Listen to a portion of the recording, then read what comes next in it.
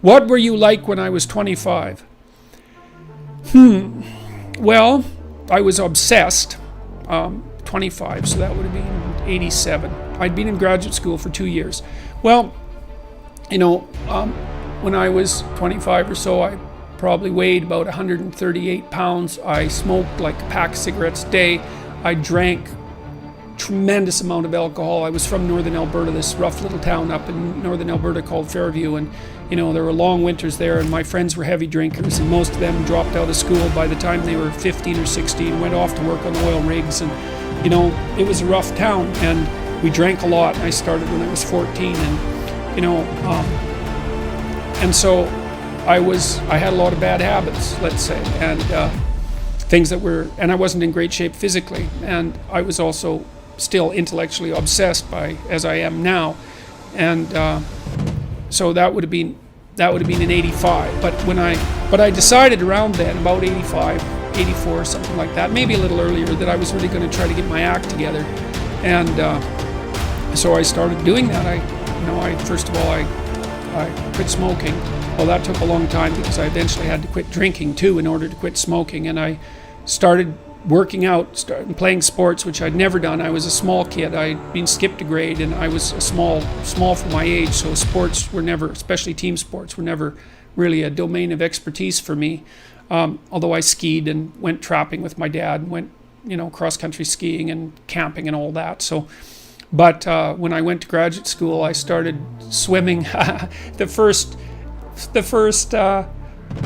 physical exercise routine I did, I enrolled in a swimsercise course, I think it was called. So it was me and this like really overweight kid, and like these 60-year-old women and men, they could out-exercise me like mad. It was really embarrassing. Me and the overweight kid, we'd be just panting ourselves 3/4 to death at the end of the bloody workout, and these 60-year-old women who weren't in great shape were like, chatting away as if nothing was going on at all in the pool. So that was quite embarrassing, and as was going to the weight room, because when I started I could barely bench press 75 pounds, and people used to keep coming over and helping me, which was the last thing I bloody well wanted, but certainly needed. And I got to the point where I could bench press 225 pounds. I think that was the best I did, and I gained about 30 pounds of muscle in a year and a half.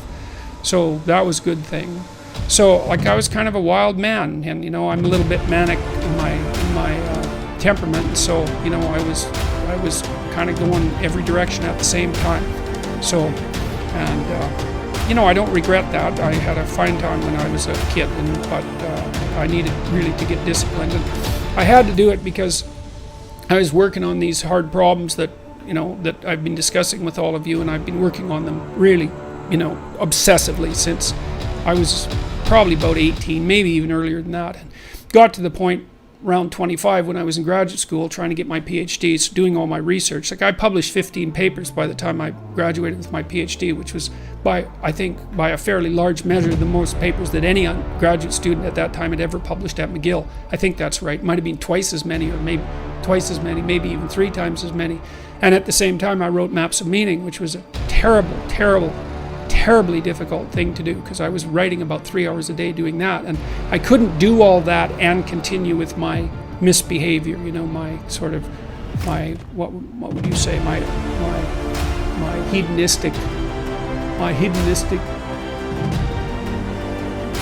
massive hedonistic consumption of alcohol and all of that. I just couldn't keep it up, and also work seriously on the issues that were at hand. So, I had to stop.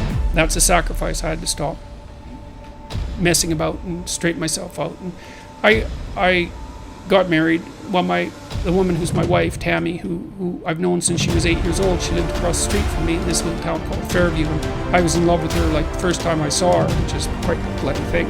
So that's worked out pretty well for me. But she came to live with me about the same time, and we decided jointly to get our act together, and we swore that we tell each other the truth, which I think she's actually done better than me. Like I don't think she's lied to me ever in our entire marriage, which is unbelievable, and it's been so useful because I can really tell her things and we can really talk. So I tell you, if you want to have a good relationship, man, you embed it in the truth, because if you don't embed it in the truth, you don't have a relationship. It's just lies. It's a tissue of lies, and it will dissolve in the chaos as soon as a crisis comes along. So the truth is a terrible thing, but not compared to falsehood.